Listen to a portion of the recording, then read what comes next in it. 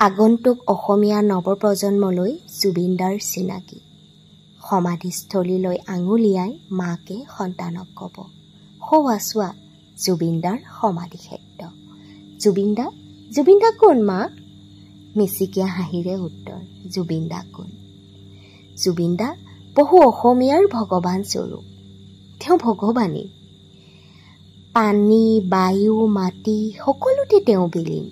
তেওঁ প্ৰাণ গ'ল পানীত, আকাশী পথেৰে আহি বিলীন হ'ল মাটি। তেওঁৰ কোনো জাতি নাই, তেওঁৰ কোনো ধৰ্ম নাই, তেওঁ মুক্ত। তেওঁ কাঞ্চনজংঘাৰ দৰেই তেওঁৰ জন্ম পাহাৰত, মৃত্যু সাগৰত।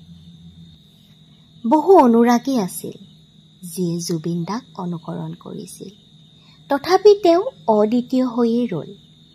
তেওঁৰ সাজ-সজ্জা, কথা কোৱাৰ ভংগীমা সকলো সুকীয়া আছিল। আচৰিতভাৱে তেওঁৰ মৃত্যুৰ দিনা প্ৰাৰ্থনা ঠাইত বাজিছিল এটা ৰোমান্টিক গান, মায়াবিনী, যাক তুমি ক'ব পাৰা জুবিন বন্দনা বুলি। পৃথিৱীৰ চতুৰ্থ বৃহত্তম সহযাত্ৰীৰ সৈতে তেওঁৰ মুখাগ্নি হৈছিল। তেওঁ মানুহৰ মনৰ মাজত ঘৰ সাজিব জানিছিল। গানেৰে তেওঁ জগত চিনিছিল। পিছে তেওঁ অকল গায়কেই নাছিল। প্ৰকৃতিপ্ৰেমী মানুহজনে গছ ভাল পাইছিল, জীৱ-জন্তু ভাল পাইছিল। আটাইতকৈ ডাঙৰ কথা কি জানা? তেওঁৰ এজন মানুহ ভাল পোৱা মানুহ আছিল।